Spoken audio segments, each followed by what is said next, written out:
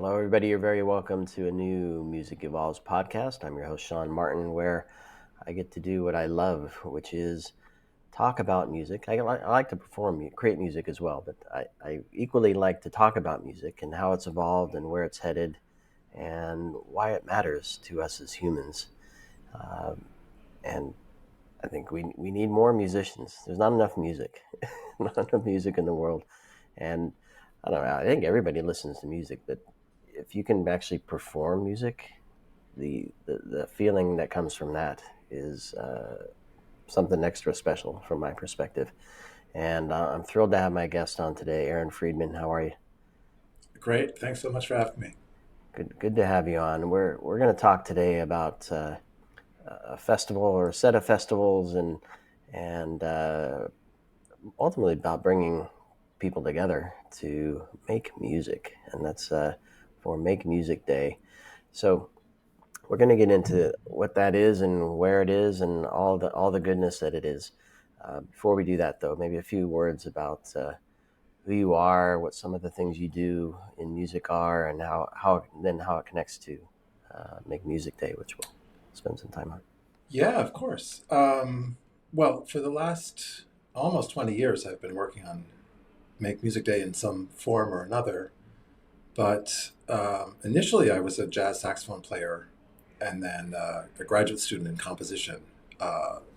And I guess at a certain point in my music career, I realized that amateur musicians, like my two nieces who were taking piano lessons at age 8 and 10 when I was in graduate school, they seemed to be having a lot more fun than I was.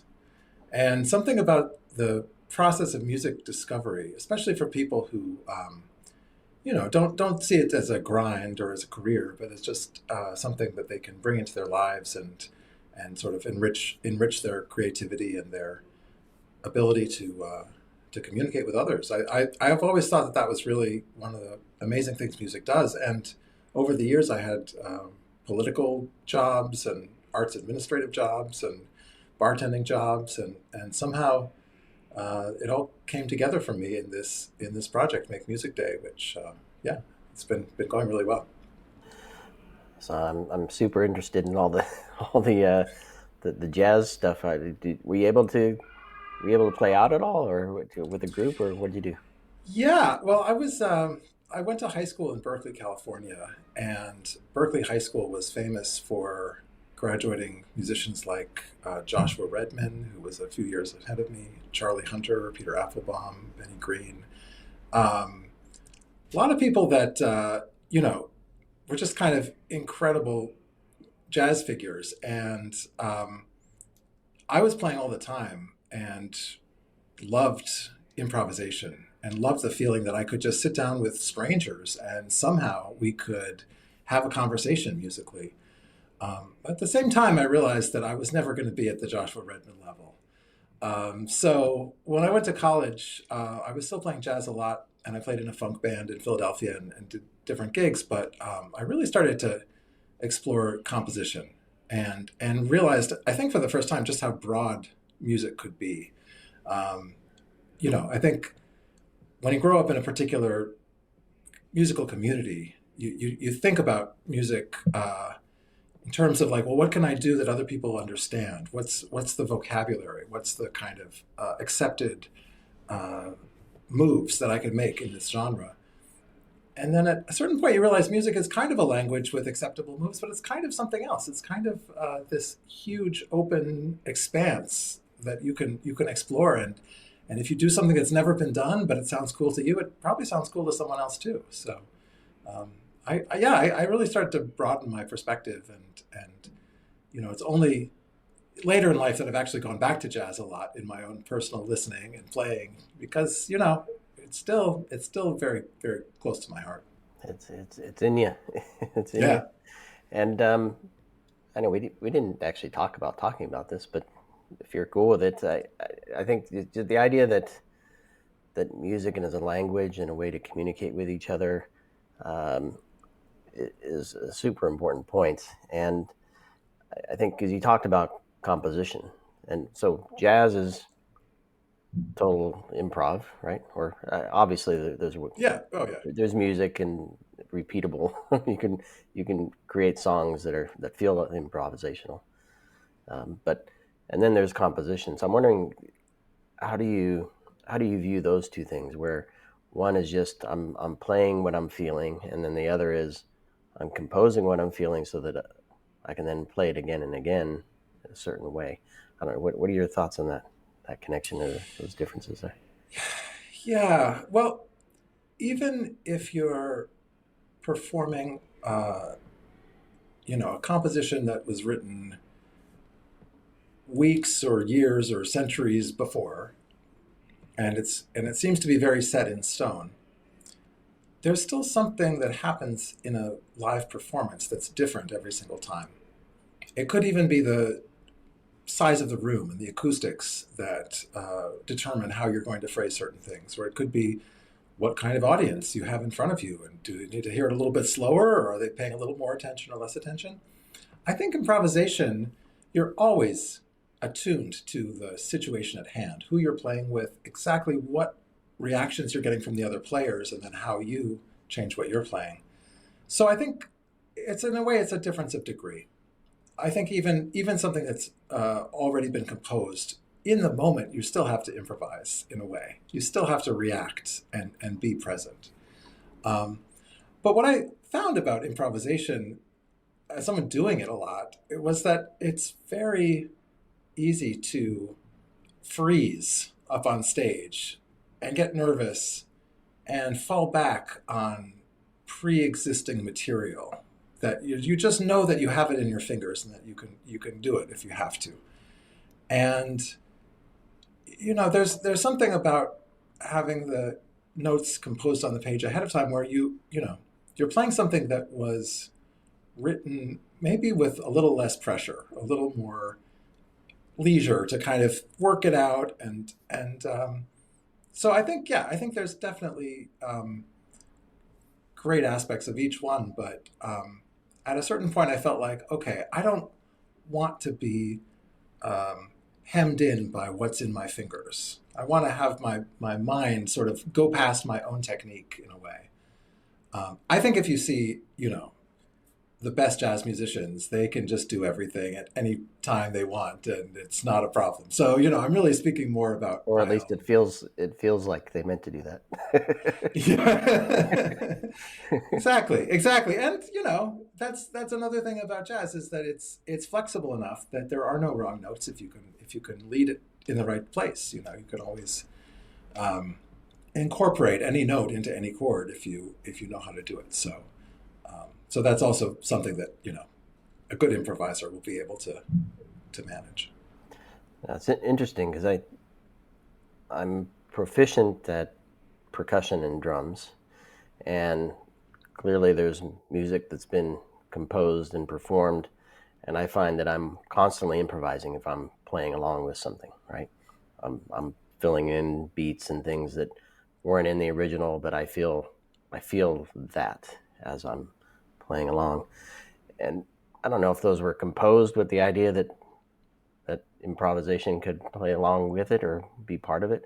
I also I write music, not notes. I just play and something comes to mind, but I don't think of it as I'm doing it as I'm going to create this such that it is open for interpretation and improvisation. I just write it for the moment. So I don't know, when you're composing, do you what's your process like there? Is it this is what I'm feeling, this is what I want to portray, or do you think it has to be composed in a way that's open and allows for freedom of people to hear it in certain ways? Well, sometimes you read about you know novelists who are sitting in front of a blank page for weeks at a time, and it feels like there's not always a recipe. Sometimes you have a great idea for a piece and you just go for it and you follow it to the end. And other times you have a great idea and then 7 bars in you just have no idea what could possibly follow the first part. and maybe that goes in a drawer for a while, or maybe you come up with something. Um, but I mean, what you're saying about drumming reminds me of, I mean, actors. I think a really big part of the process is getting off the page. A playwright wrote the words, they have to learn the words, but then they have to put that aside and they have to just act, and I think that's maybe another analogy to what musicians have to do. And yeah, I mean, and sometimes you ad lib. I mean, that's part of it. Absolutely. Yeah. Well, thank you for that little side journey. We could probably talk for hours on that, but I want to get to um, clearly both of us have been fortunate enough to have music in school, and not everybody has that opportunity. Either it's not available, or they choose other extracurricular things to pursue. Um, is that a reason, or what is the reason behind Make Music Day? My sense is that it's to give people a chance to get involved in something that either they were and no longer, or haven't been able to. What's the vision or the Yeah, purpose? yeah. Well, I mean, I maybe just to start, I could tell you a little bit about the origins of this day. Um, in 1981, a new government took office in France, and it was the first, um, kind of left wing socialist government in a while, and there were a number of things they were looking at changing, and they realized that for centuries in France there had been support for the opera, the symphonies, the ballet, Comédie Française, and yet if you actually look at what French people are doing, they're playing guitars, they're playing all sorts of music and doing all sorts of different kinds of culture, which just never really recognized before in any kind of official way. So the Minister of Culture in 1982 uh, gave a speech and then went on different, news programs on June 1st, and he said, you know what, maybe 3 weeks from now, if you play an instrument, you can come outside and play for 30 minutes after the evening news at 8:30. And we'll call it Fête de la Musique, which in French is a pun that means festival of music, but it also means make music. And that was it. I mean, they just kind of made this a suggestion, and because it came from the government, I think people felt like they're not going to get arrested if they go out and play on the street. And 3 weeks from that day, hundreds of thousands of people came out onto the streets, not for half an hour, but for like 10 or 12 hours at a time, shutting down traffic. I mean, taking over train stations. It was like there was this huge group of people who had been kind of hidden away as like secretly being musicians or music lovers. And all they needed was someone to, give them the excuse to come out. Um, Do you know? Is and it after, documented? It, yeah, we could yeah. see, I presume, articles, perhaps even, I don't know if there's videos. Oh, of course. Well, when I first went to France to kind of investigate this whole project, I went to the National Archives and looked up all the press from the first year and saw a lot of videos. And people were just shocked that this was happening, honestly. And then the next year it happened again. I mean, people just knew, oh, June 21st, that's when we did it last year. Let's take it out on the street again. And every year it became this bigger and bigger spontaneous demonstration. The French government had a survey about 10 years ago, a phone survey of 1,200 people, and they asked, did you participate in the Fête de la Musique? Did you hear music? Did you play music? And about 7% of the people said they'd actually sung or played an instrument in public, and 64% had gone out and wandered around to hear what music might be taking place in their neighborhood. So it really got to this point of like a Halloween level of participation where everyone just knows this is the day you can do it. It's not an organized festival. It's just a holiday when people can play music. And I started getting involved, I guess, when I was teaching English in Bordeaux in the south of France for a year, and had all of these students who were talking about how, they had to get their bands together and learn a few songs because on June 21st, they would be able to go out and play. And I didn't know what they were talking about, but yeah, like I realized this is an event that it's not officially in the schools, it's not officially about music education, but it has this huge impact on people who are curious about music, and maybe they aspire to be one of those people up on stage someday. And it's an event where everything is happening outside. The public is wandering around. There are no tickets, there are no reservations. So anyone can show up and start playing. And if you only know two songs, you could play those two songs over and over again, and people will stop and hear them, and then they'll wander off to the next thing down the block. So you don't have to feel like there's a kind of barrier to entry of knowing how to navigate the business, knowing enough songs to have a concert length set. None of that really matters. You can just show up and start playing. Well, it sounds very much. There's Trad Fest and Tune Fest. One is more commercial than the other. Tune Fest is a little more country style of what you're describing in Ireland, and basically anybody and everybody comes and they sit in a pub. They may not have met each other before, and they play traditional Irish music, and it's over a weekend, but very much a similar style of thing where people just come out. They're not performers, right? They're not professional musicians. They just love to play. This is a chance for them to come together and meet and do that. As you're describing the festival in France, there's a really good friend of mine who he himself and every one of his daughters are amazing musicians, um, and they just play all the time. And I can see the love for music in the French culture. And I was wondering, do you find that pretty much, I don't know, a lot of people, I guess, are not hidden, but they do it for themselves, and this gives them a chance to actually be part of something bigger. Yeah, well, the first year I got this started in the United States was in 2007. So I started the event and called it Make Music New York. So it's like Make Music in the French translation. And the first year I had, you know, my own personal connections to, jazz and classical musicians. And then I had some interns from NYU and Columbia who were helping me out and doing outreach. But I was totally surprised at who came out of the woodwork that first year and joined in. We had 560 events the first year, all on June 21st, and some of them were put together by Carnegie Hall or Joe's Pub or sort of established presenters. But so many of them were punk bands who didn't have a place to play and thought that showing up on the street with a bunch of amps is just absolutely what they would love to do. Then there were two different Beijing opera companies. I wasn't familiar with the genre at all, but they were performing in Chinatown and also in Central Park.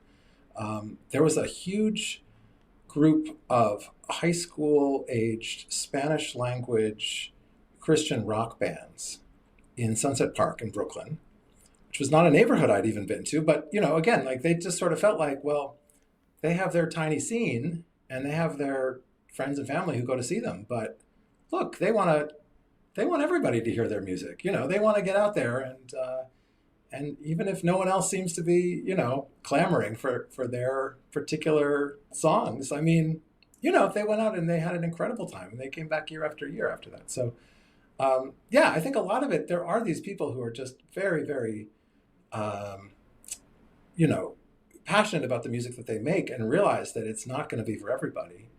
And this is a day where everybody can sort of, come together on a common footing and feel like, yeah, we're all going to share the bill, even though we're all totally different. It's an incredible thing. So it's June 21st every year. So it started in New York. How long did you do it there, and then what happened? Because it's a national thing now, right? Yeah, yeah, yeah. Basically to France as well, maybe broader than that even. No, for sure. So I was running the event in New York for 5 or 6 years and getting, reviews in the New York Times and sometimes in the New Yorker and in different places regularly. And people would call from other parts of the country and say, oh, we read about this in the Times, what you're doing in New York. That's great. Could we do Make Music Chicago or Make Music Miami? And I said, well, I think that's great, but I've got my hands full. I'm one person trying to run, an event for 8 million people in New York. I don't think I'm going to come out to Chicago and help you out. I mean, you're on your own. And then eventually we got in touch with the NAMM Foundation in California, which represents musical instrument companies and retailers. And we started talking about how Make Music Day in France is such a big event that it's really a huge shot in the arm for all of the music stores, because people know they've got to start taking lessons. They have to rent a PA system for their event. They have to get their guitar restrung, all the stuff that you need to do. It's kind of like on Valentine's Day, if you run a florist, you don't have to advertise. People just start coming in and buying your flowers. It's the best day of the year. So, I think NAMM really understood the vision for it and helped us start a national organization, the Make Music Alliance. So we really could go out to other parts of the country and explain the idea, get people set up with the kind of websites and national partnerships and back office infrastructure that we had already been developing for New York, and just help to spread it nationwide. So they got involved in 2014, and about 10 years later, it's over 150 cities now doing Make Music Day. And we've also been able to start Make Music China, Make Music Australia, Make Music Nigeria, South Africa, Ghana, Turkey, Mexico, Brazil, UK, all these places where, a lot of people had heard about the event in France, but there's no one organizing it in France. There's no one to really, tell them what to do. And we were able to sort of step into that role and say, look, we can tell you all about how it's working in the US and what's been easy, what's been challenging, and help you get it off the ground. Not to say that I'm an expert at event production in Nigeria or China or anything like that. I mean, we need very strong local partners to make any of this work. Well, when I'm not doing music, I'm a tech guy, and I like to look at problems in certain ways, and operations are a big thing for me. Can you describe kind of what you do to organize it? You mentioned you have the backing and support of NAMM, but who else is involved? Kind of how does it all come together? Yeah. Perhaps what do you need from folks as well? Well, I think one of the keys is that, it's very hard to recreate the French technique of getting the Minister of Culture, which doesn't even exist here, to go on all two television stations, and spread the word. What we've created is kind of a internet dating website tool, a matchmaking tool that we set up for every community that wants to start their own Make Music Day chapter. And it's just like an internet dating site. You log on, you create a profile. You can either be a venue or a performer or both or some combination. And once you sign up, you can see everybody else who's already signed up. And, maybe you've, put in some information about your band and your website and your photo and description and what technical equipment you need. And you can start to see, okay, here are the venues that are looking for, a bluegrass band like mine. Here are the ones that are open in the afternoon. And the venues are like someone's front porch or a coffee shop or a laundromat or an alley or steps of City Hall or a train station, any kind of location. And some of them just have an extension cord that they run out the window to the street to let someone plug in. And some of them are, more robust than that. But basically, people can kind of make their own arrangements. And once both sides have agreed on a time and whatever, arrangements they make between themselves, then that event goes into a local administrator's inbox. They can look it over, they can ask any questions, but mostly, they can just click to publish it on a Google map for their community. So it's a way to create concert listings without anybody having to do data entry. It's a way to organize things without actually doing the sort of auditioning and curation of a traditional festival. And it's a way for people to see, like, oh yeah, anybody can sign up, anybody can make arrangements. You just have to figure out what you want to do. Can I ask you this quickly? This matchmaking, who are the parties involved? Because you mentioned the venue, the performers as well. Does it help connect performers and venues with people running mixers and PAs, and I don't know if they want to get elaborate and do lighting and all, right? But is that part of it? Because there's a lot that goes into performing. Certainly, Yeah, you can just play a violin or a saxophone on your porch, and that's participating. But if you yeah, wanted yeah, to do something bigger, it can get pretty complicated or complex, I guess. for sure. I think, I mean, the big point is that we want everybody to be doing this, and the teams that are coordinating Make Music Day in each city are pretty small for the most part. So it's kind of like for Halloween. If you want to have a big haunted house and get actors and makeup artists and everybody involved, I mean that's great, but you kind of have to figure it out on your own. Okay. It's similarly like if you want to have a big produced show, often the local Make Music chapter has an arrangement with the city government to suspend all sound permits for the day, or to sort of create one consolidated permit where everybody who signs up on the matchmaking website gets their information automatically added to a city database. This can get into the weeds a little bit, but a big part of the system is a way to kind of create a structure, but not still allow a sort of feeling of freedom and spontaneity. Um, so yeah, a big problem actually is the traffic control. So in France, you have people coming out, and there's maybe a street with 7 different bars, and on June 21st, everyone wants to have a band come out and play, and they're all playing at the same time, and it's just really challenging for everyone involved. So one way that our event I think is a little better than the one in France is that there's a degree of coordination, and when people sign up, the local administrator can say like, you know what, that's actually the same time that we have a heavy metal band playing next door, so maybe you could do it a little earlier, or maybe just work something out with them. That can help a lot. Got it. Um, how have you been? Have you been to the French one? Yeah, so I was in Paris in 2006, and I started walking around, and I was looking for the stages, and I was looking for the signs, and I was like, nothing's happening. Am I here at the right day? I don't get it. And then about 4 o'clock in the afternoon, people were getting off of work, off of school. They just started coming out on the street with instruments, and people were opening their windows and playing music, with clarinet coming out the window, and there were, kids taking over the streets with their, year-end recitals that they were doing, and it just went on and on and on. It went to like 3 in the morning, and I realized, yeah, I mean, Halloween, there's no official signs, whatever. People just are going to do their own thing. That's kind of how it works. So it was really eye-opening for me to see it. So more organized here in the States.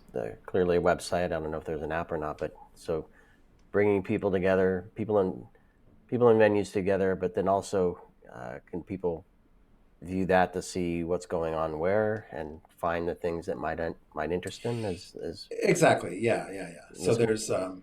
there's so last year that we had 5,304 events in the U.S. on our website for Make Music Day, and you could go to each city or county or whoever was doing the chapter and drill down in each one and see all the different events and who was playing where. But yeah, I think a lot of the experience is really about wandering around at random, honestly, and just discovering parts of the musical world that you didn't even know about. Now, are they? Forgive my ignorance here, but so I can picture a lot of places that have either specific music venues or they have a section in their establishment dedicated to music, or maybe they don't. But the idea is that they on Make Music Day they bring performers together and make music. Are they inside, or because what you're describing in France is a little more free form in terms of what I'm thinking about anyway, and it's just everyday people coming out onto the street. So I'm wondering in New York and perhaps around the rest of the U.S. Is there a lot outside? I mean, June should be a beautiful day. Yeah, no, it's almost all outside. Yeah, Okay, even so you even the don't have to go in a venues. venue necessarily That's to right, right, right. experience. Yeah, and even I mean, I think part of it is if you're playing some kind of obscure music or you're an amateur that no one's heard of, you want to be outside. You want people to be able to just follow their ears and find you, instead of, yeah, if you have to go into a venue, you sort of have to know already what's going on and where to go. So that's, yeah, that's the issue. So the wandering and stumbling across something. That's the it's Yeah. the human physical way of music discovery. Exactly.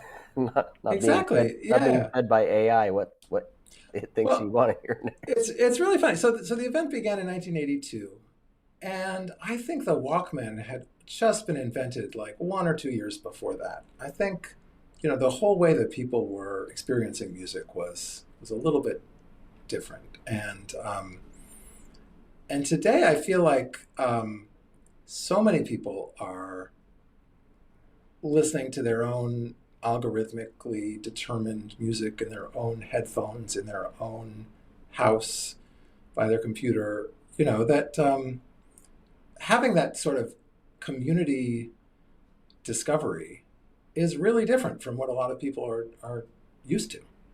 So, in a way, I don't know if our event is a very technologically driven event, but in a way, it's like, because the rest of the world is technologically driven, we've carved out this, I think, even more important place for people to, yeah, see music in a totally different way. Something that is handmade and made by themselves.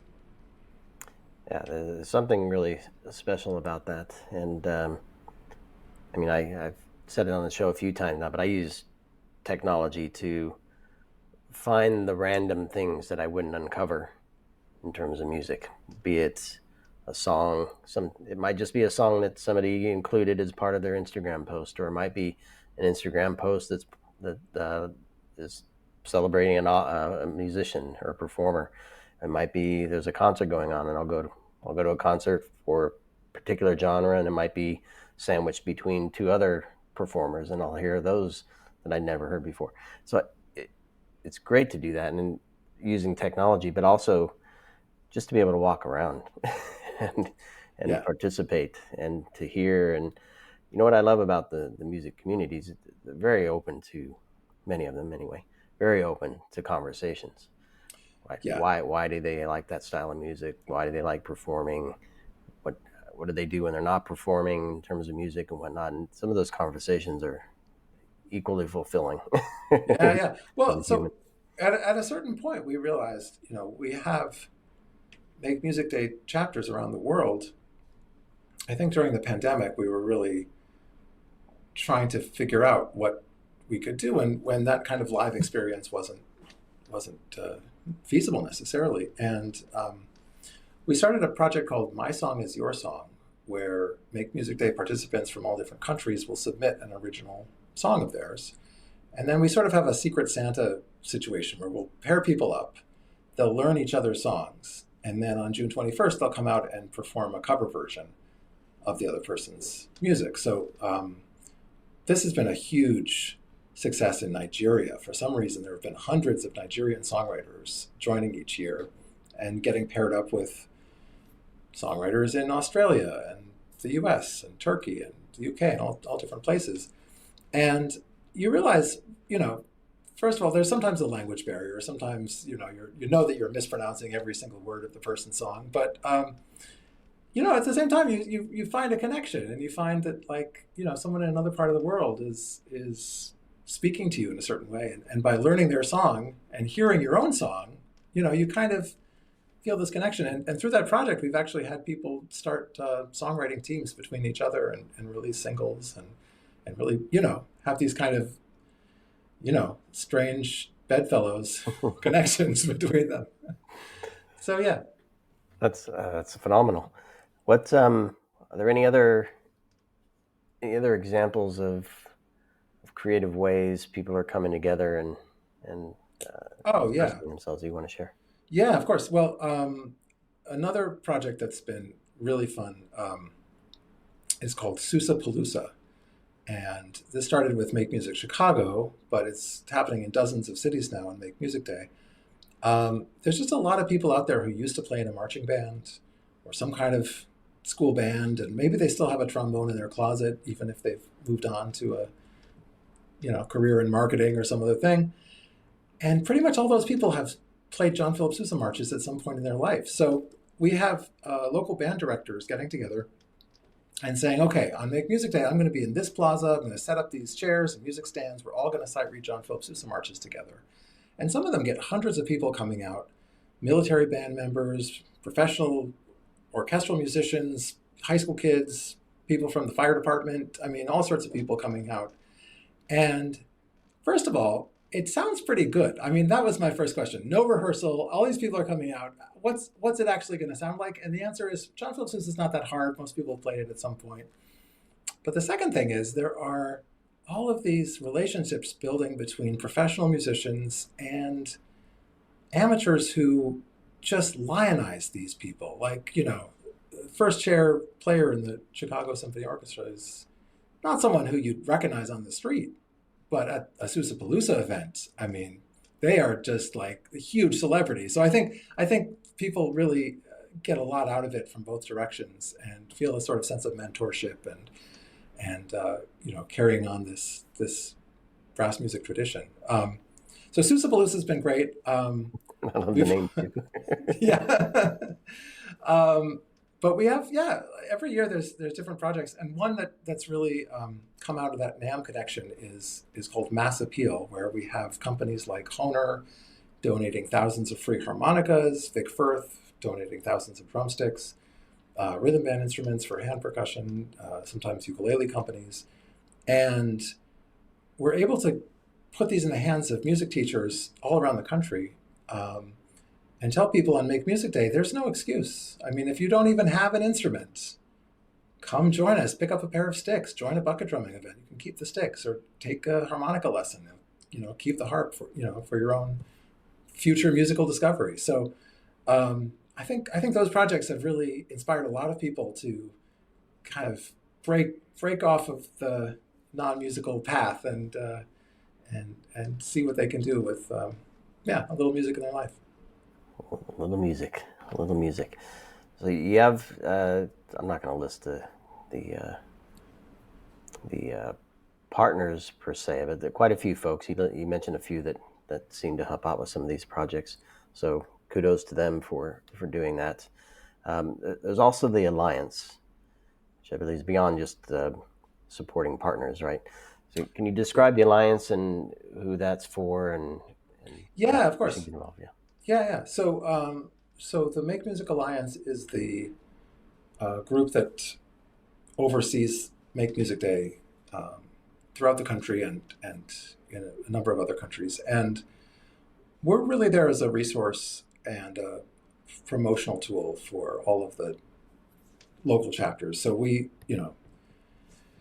work with the music union and the Music Teachers National Association, the NAMM Foundation, all these sort of national organizations, as well as the instrument companies and media partners.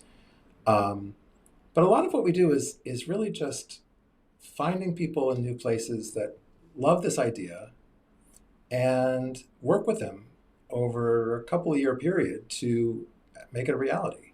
So sometimes it's a local city government or a business improvement district or a music school or someone who says, this would really be great in our community. How do we do it? And we say, well, that's what we're here for. We'll consult with you. We'll give you, all of the language of, press releases and e-blasts that other cities have used. Just don't reinvent the wheel. Just steal from these examples and find a local way to make it work. So. It's such a fun job because every community and you're not by yourself anymore. Yeah, People I know. I have helping a whole you. team. I know it's amazing, and every city like New York has just these really complicated permitting laws, and it took me years to master the intricacies of what you could do or couldn't do in public spaces and what the Street Activity Permit Office and the Department of Transportation and the Police Department, the Parks Department all have to agree on.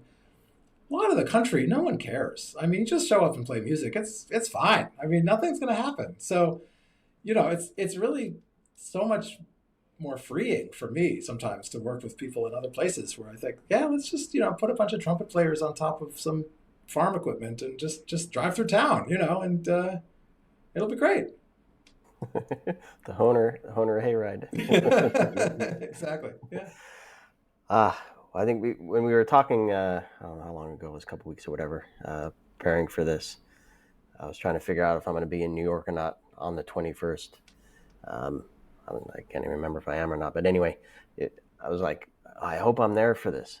But I realize wherever I am, perhaps I could still participate. I don't know that I'll break out my trumpet. My lips aren't quite ready for that. But Well, that's what they all say. maybe the drums. I'll Yeah. get in and have some fun. Well, Aaron, I mean, a phenomenal thing you're doing here, and it's great to see it grow and have the support of so many in the community from the sponsors and the participants and your fellow Alliance members. I'm really, this is my call to everybody listening, watching. Mark the 21st of June on your calendar. Take your instrument, join a group in your neighborhood. If you don't see one in your neighborhood, perhaps take some of the passion you have for music and consider trying to make one happen in your neighborhood, or travel to another one. Yeah. No, anyone who goes to makemusicday.org will see the list of participating cities. And hey, if you're not on that list and you want to be, just send us a line. Perfect. Well, Aaron, it's been a pleasure meeting you, chatting with you, and I hope to see you on the 21st in New York. But if I don't, know that I'll be participating somehow, some way on that day. And everybody listening, please go to makemusicday.org. It's all one word, makemusicday.org. Obviously, the dot is the period there. Find out what's going on, participate, join, keep making music, keep loving music, and let the music move you. Thanks, Aaron. Thanks, everybody. We'll see you on the next episode.